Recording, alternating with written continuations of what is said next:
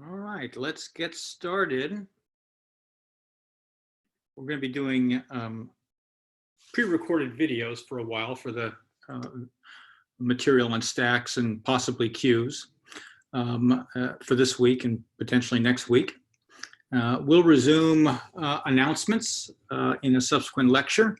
We'll postpone them for now as we figure out what's going on. So we're going to talk about stacks today.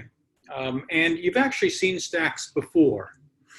You might remember box traces that we talked about when we talked about recursive functions.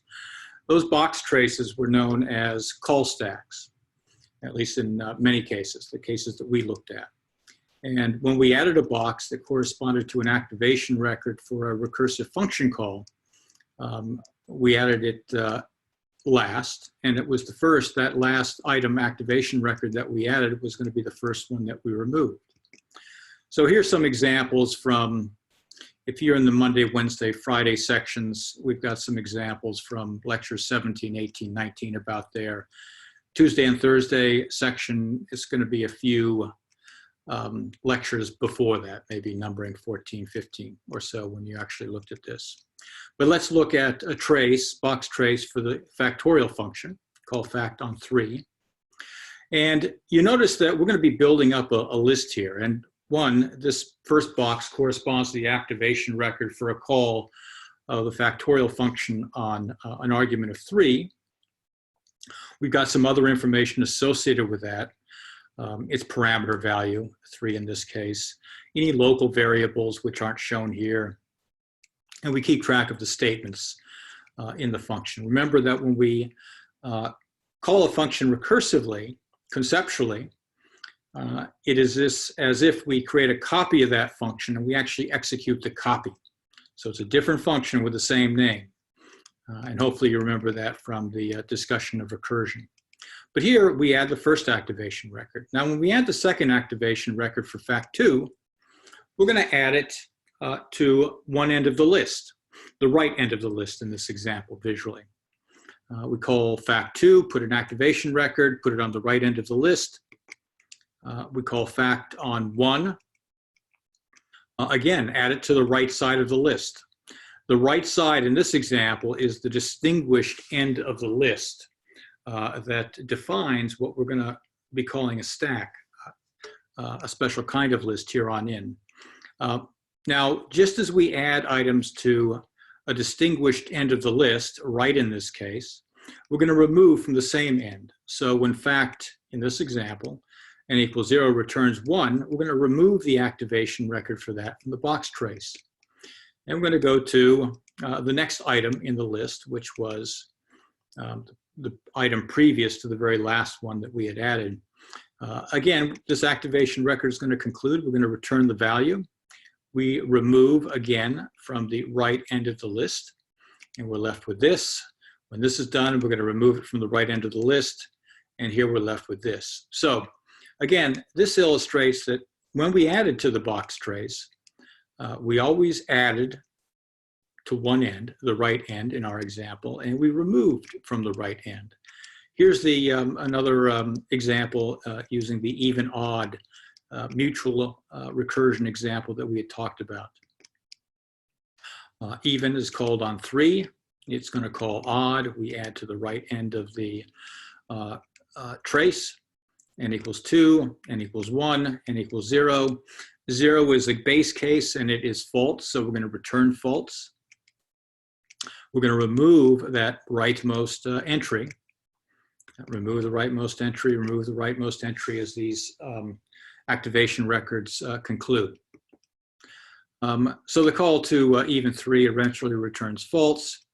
And you can see the call stack in C-line. If you go to the debugger, it will show it on one of the, I think, the left margin.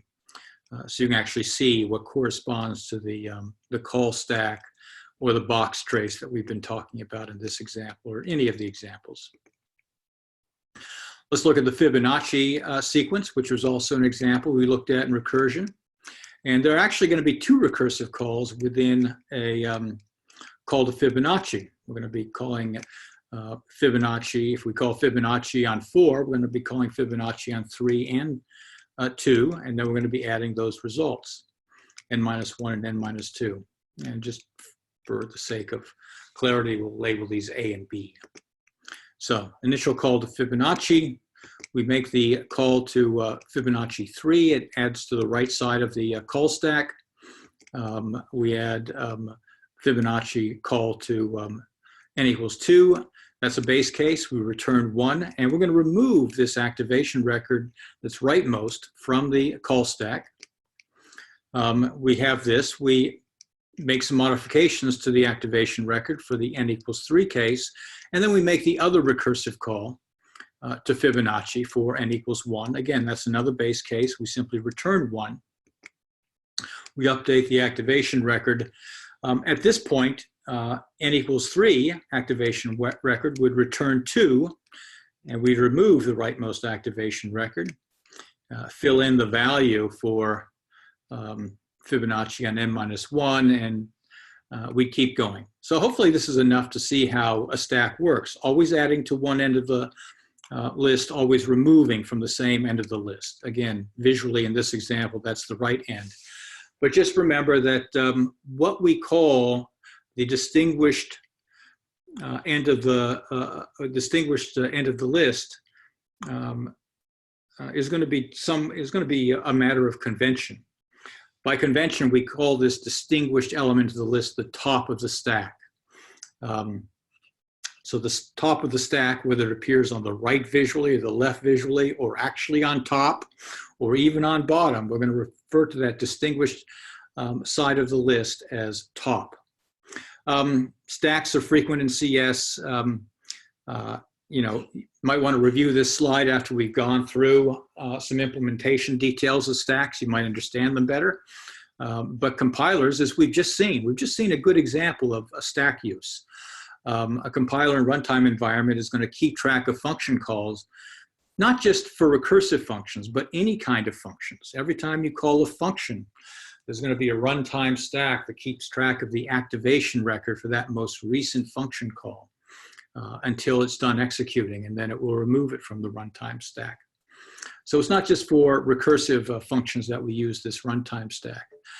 You might imagine using an editor and undoing, Microsoft Word, undoing a command. You make some changes, and then you choose to undo them.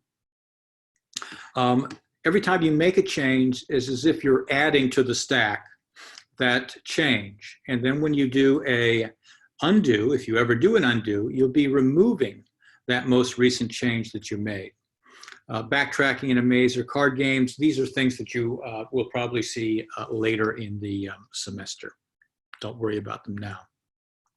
Stacks are sometimes called a last in, first out list, because the last thing we put on the stack is going to be the first thing we take off. And that stems from always adding and removing from the same end. So we're going to be defining a stack abstract data type, a class. We're going to need a function for creating a stack, destroying a stack, pushing an item on the stack. And push is the special word we use for adding an item to a stack, to the distinguished end. And it's perhaps something you can understand intuitively by looking at the trays that are stacked in RAND or whatever cafeteria you use on campus. This tray stack. The first stack, the last tray that's put on to the tray stack is going to be the first thing that a patron removes as they go through the cafeteria line. Pop is the special word that we use for removing an item from, again, this distinguished side of the stack known as the top.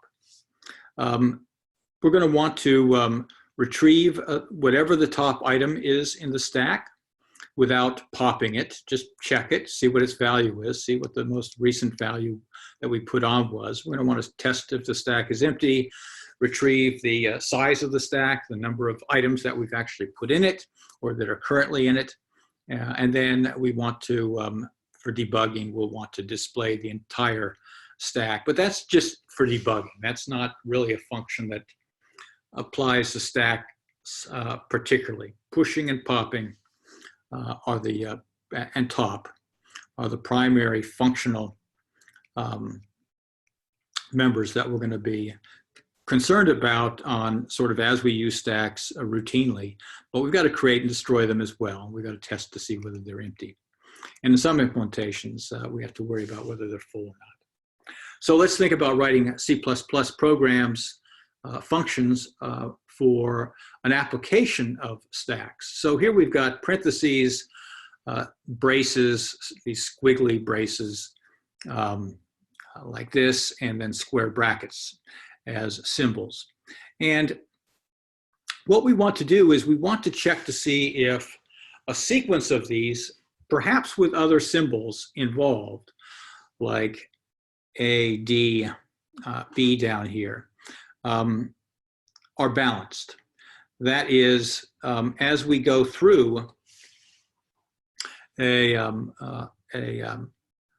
sequence like this, this is an example of a balanced string. This opening bracket is matched by a closing, opening brace is matched by a closing brace. This opening bracket is matched by a closing bracket. This open paren is matched by a closing paren. And here's some other examples. This opening brace is matched by a closing brace. This opening paren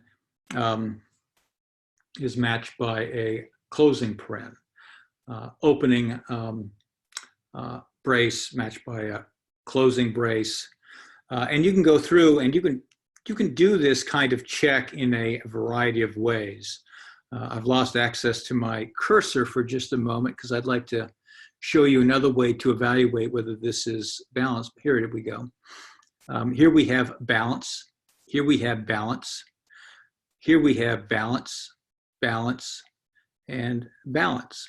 You can verify that this is balanced as well, and you can verify that this is balanced. Again, these other characters that are not braces of one sort or the other, or not delimiters of one sort or the other, don't count for purposes of determining balance.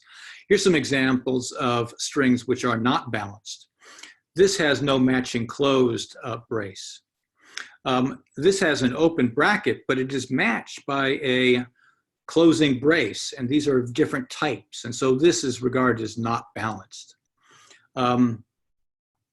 Here we have an example of something which is not balanced, balanced, balanced, balanced, balanced, but we have a closing square bracket matching a open brace, so not balanced. If we go to the next one below, again, balance, balance, balance. This is matched by this. Then we have a balanced pair here, but these two opening delimiters are not matched by anything at the end. So this is not balanced, if this is the entirety of the string. Here's another example of not balanced.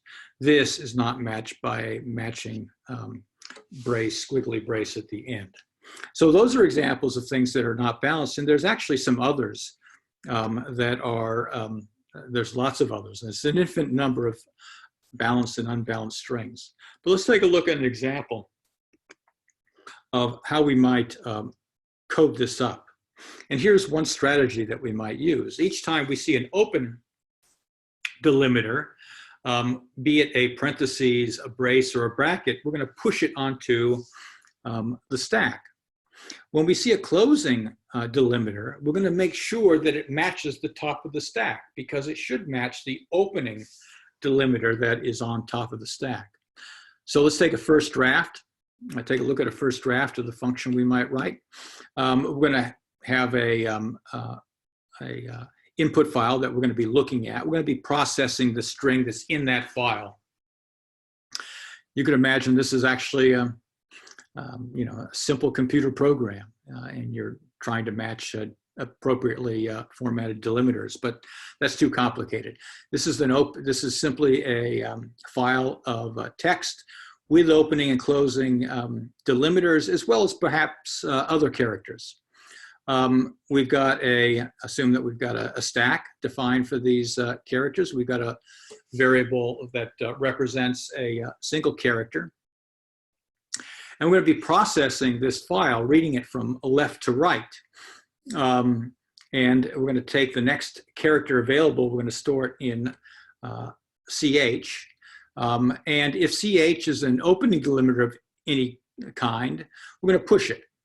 If it's a closing delimiter of any kind, we're actually going to compare in a function that we don't show you, but assume this function verify is just simply, you could write it like this, as an if then else.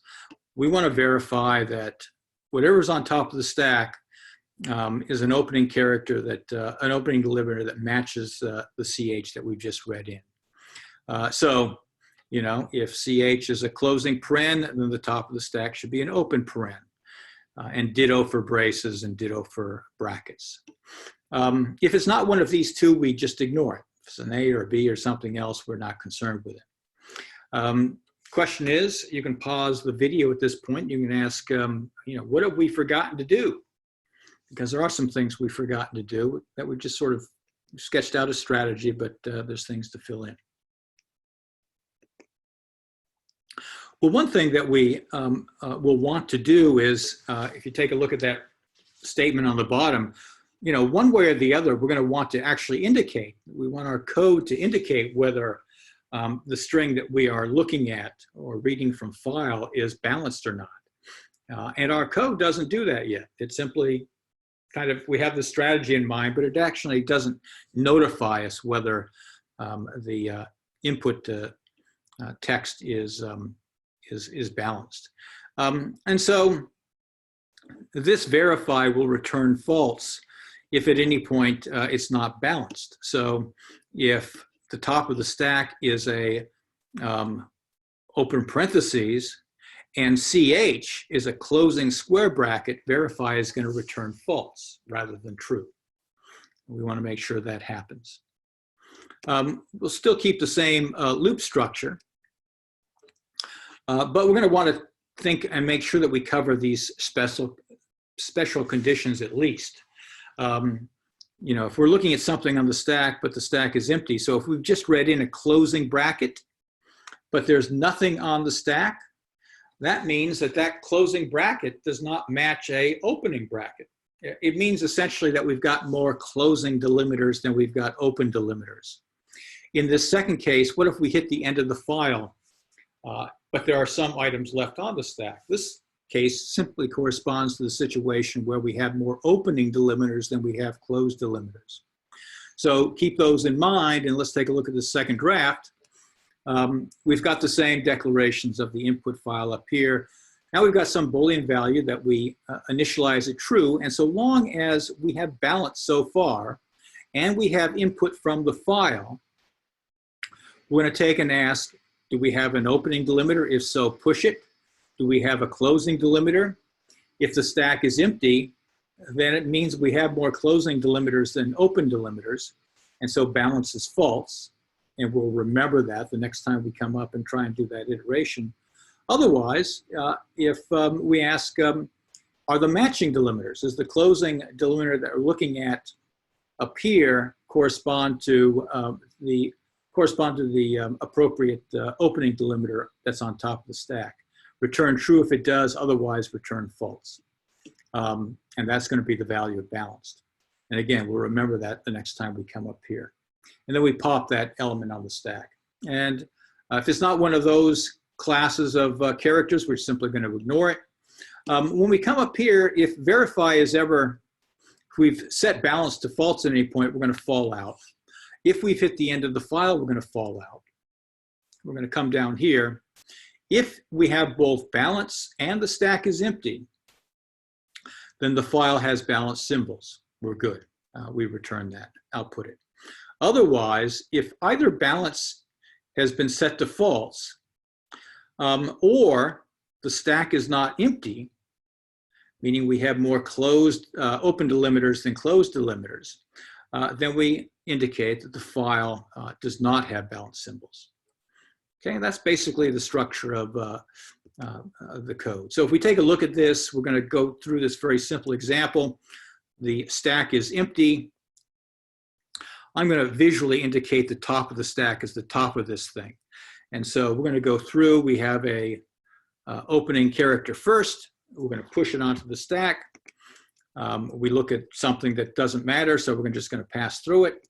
We have a closing match delimiter. It does match the top of the stack. We're simply going to pop the top of the stack. And then we're going to hit this opening bracket. And it is an opening character, so we're going to add it to the top of the stack. Remember, the stack has just been popped, so it's empty again. Now we add the square bracket. We hit another opening delimiter. We push it on top of the stack. We hit a symbol that doesn't matter, and then we hit the closing paren. So I've added the open paren here on top of the stack, and go through B, and then I hit the closing paren, which I have not highlighted. We're going to pop the opening paren, and now we have the closing bracket, and we're going to pop the corresponding opening bracket that's on top of the stack. And now we've got the empty stack, and we've not set balance to false, and so we're going to return that the file has balanced symbols. All good. Now let's take a look at the exact same situation, except at the end we've got a closing brace. This closing brace does not match that opening bracket, so we're going to want to return false. This is the situation at the time we reach that. Verify, the call to verify is going to return false, and so we're going to fall out, pop that symbol, and return that the brackets are not balanced. Here we've got a situation where there is no matching closing delimiter here. And so when we reach this point, we've hit the end of the file. We've got a square bracket on top of the stack. And so we will have reached the end of the file. We will have exited this. The stack is not empty. And so we're going to return that the file does not have closing brackets. So I've just taken a look at a couple variations from the initial example that illustrate why we would have and how this algorithm would return no balance. Now there's an important test case here, both in the examples I gave at the beginning as well as the examples we've just gone through. We never tested this condition. What if the stack is empty when we hit a closing delimiter? That essentially means that we have more closing delimiters than open delimiters. And in our example, we haven't actually tested this. And in the examples I gave at the very beginning, we didn't really have any examples of this. So you think about this and try and come up with a test case or test cases that will sort of trigger this condition for non-balance. So there's a number of implementations available to us for stacks, and you know, this would be a good time to take a break if you need to take a break. But one of the most obvious is just a static array implementation. And in a static array implementation, you know, we'll have to figure out where's the top of the stack going to be. When we push something onto the stack, what is going to be the distinguished end of the stack that we want to do the push to? When we do a pop, we're going to be removing from that distinguished end. And basically, we want to choose implementations of top, push, and pop so as to minimize the work of the implementation for the stack. So let's take a look at this. Say the top of the stack, we think of the top of the stack as at position 0. And so let's say down here is position 0. And when we push the A, we push it on top of the stack. Now, if the top of the stack is location 0, and we do a push of B, we'll have to shift the A up, and make room and put a B there. When I say shift the A up, I mean just copy it up. We're about to overwrite it with the B, so we don't have to do anything special. We just copy it up and then we overwrite it with B. And then when we do a push of C, have to do the same thing. Shift up or copy up the B and the A and then add the C there. Now this seems like more work than we have to do, and you would be right to say that because we don't want to do all these shifts every time we do a push. So this idea of the top of the stack at position 0 is probably a bad idea. It invokes more work than we really need to exercise. A better idea, and it's sort of, you know, it was implicit in the example that I showed you earlier on brackets and braces and parens and balancing them, is we assume that the top of the stack, when I draw the array vertically, location 0, location 1, location 2, etc., and the array extends up here rather than left to right. Got the empty stack, I push an A. Here I'm going to assume that the top of the stack is going to correspond to the number of elements in the stack minus 1. This is the last item that I pushed on. And when I push on the C, the top of the stack extends up this way to correspond to this is the most recently added item. So I've got CBA here. The top is up here. The base is really at the base of the array, location 0.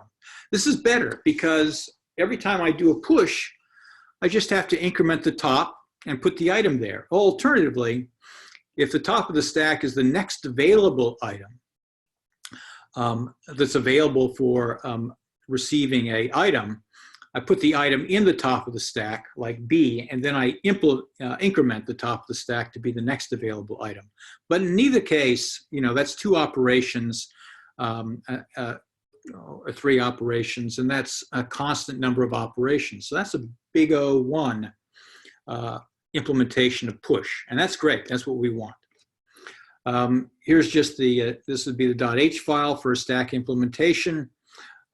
My top is going to correspond to, we're going to choose the convention where the top corresponds to the next open slot in the stack. It's the next available location for placing an item. This is a static array implementation, so we create an array of an appropriate size, and then we've got a constructor, push, pop, check the top, check to see whether it's empty, and check the size. If we want to check the size, the number of items that are currently residing in the stack. So again, using this one convention where my top corresponds to the next available location, when we initialize the stack, it's gonna, my top is going to be location 0. That's initially going to be the first location available. And when we do a push, if it's not full, then we put the next the item into the next available location, and then we increment top, so it corresponds to the new next available location. In stack, if in this static implementation, if my top is greater than or equal to default size, the stack is full, and I can just throw an exception. I want you to remember this piece of code, though, that I've currently got the cursor on, because if we're using a dynamic, we're going to briefly talk about a dynamic array implementation. If we hit a point where my top is greater than or equal to the size of the stack, we're going to replace this throwing of an exception with a reallocation of the stack. We're going to allocate a bigger array for the stack. We're going to copy the values from the small array into the big array, and then we're going to delete the big array, and all is good, because that would be what we would do in a dynamic allocation of the array. And I might come back to that and just remind you of that change, because the dynamic allocation of an array is, this is basically what you're going to change in that dynamic allocation of the array. You change that, throw an exception to an allocation of a bigger array. Popping is easy. If it's not empty, then we simply decrement my top. Notice that we don't erase the value in my top or anything else. my top corresponds to now the last item that we put in the stack when we do this pop, and we've decremented top. We just leave that value there. And so the next time we do a push, and again, I seem to be losing access to this, but when we do a push, remember this my top is the most recent thing we added. The pop doesn't erase the value or anything, but the next time we do a push, we're going to simply overwrite whatever's in my top. And that's how we sort of get rid of it. And then we increment my top and go back to the earlier situation. So here, we just decrement my top when we do a pop. Notice too that in some implementations, you'll see pop actually returns the value that's on top of the stack or was on top of the stack, as well as simply decrementing my top. In our implementation, we won't do that because we are going to assume that we have this top operation available to us that can simply check the most recently added item onto the stack that's still there. We're just going to check my top minus 1. Remember, my top corresponds to the location of the next available spot. And so my top minus 1 actually corresponds to the actual item that's part of the stack. Let's see. And then we've got the top. This is not terribly important here. That's just a small modification of the code.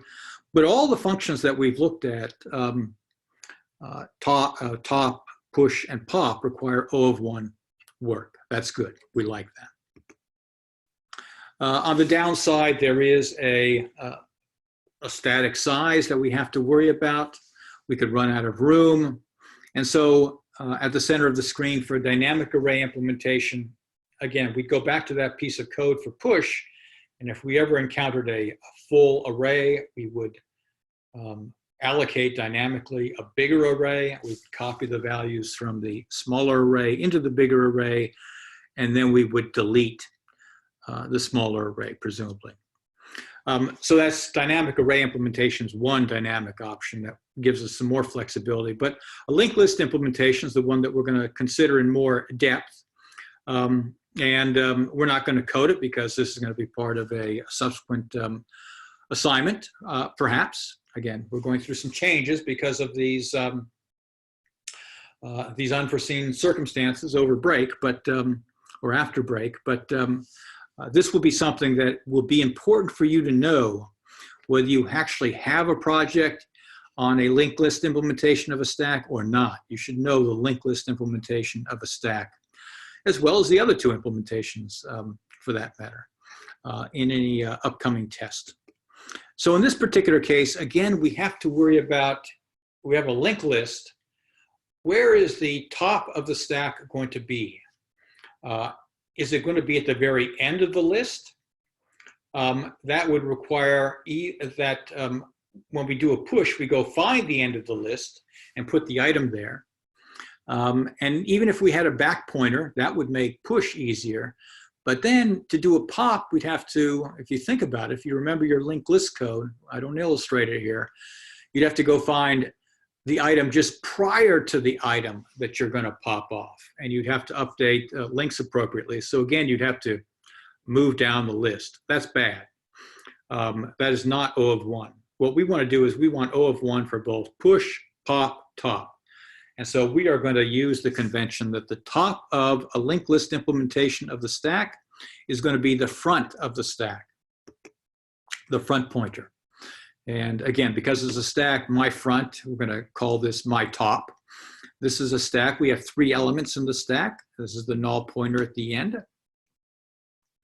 And so if we do a push here, a push of a square bracket, for example, we would increment the size. And then we would want to create a new record for the square bracket and splice it onto the front of the stack, changing my top from pointing here to pointing here. And so now we have 4 items in the linked list implementation of the stack. That's O of 1, doing a push when you're adding to the front or the top. Top corresponds to the front of the list, or the head of the list is going to give you O of 1 push. When you do a pop, here we got a pop. again, we got this situation. We had 4 items on the, actually, that should be a 3.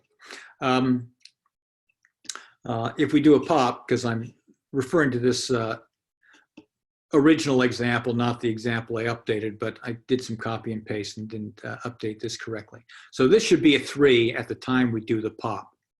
We do a pop, minimally, what we want to do is we want to take my top and we want to set it to the old my top next field of that so that my top points here. So that this is no longer part of the stack. And then we update the pointer. There's a couple of other things we got to do though. Pause the video, think for a moment about what else we have to do, and then we'll come back and answer it. Okay, so one thing that we'll have to do, of course, is if there is a 3 here, as there should be in this example, we would still want to decrement that to make it a 2, because now there's only 2 things in the stack. And again, very important that we don't want leaked memory. And so we're going to have to delete this. It is no longer part of the stack, part of the list. We're going to want to delete it or free it. We would want to do that. So before doing this update of the my top pointer, we'd want to keep perhaps say a temporary pointer here and then delete that so that vanishes when we are done so that we don't have leaked memory.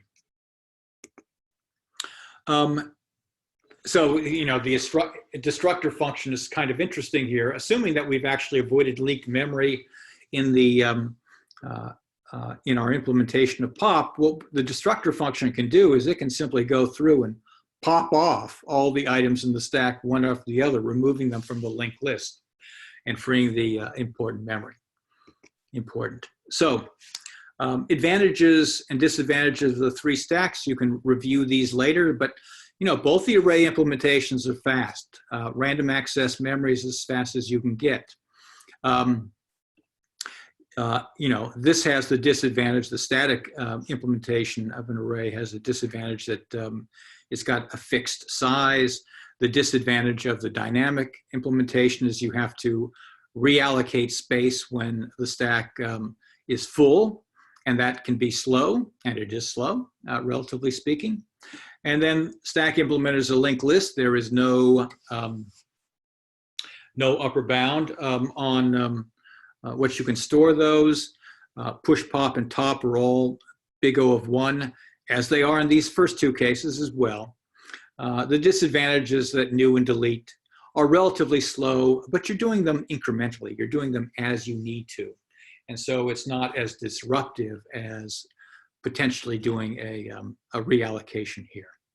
Okay, so you got the basics of stacks, you got the basics of linked list implementations.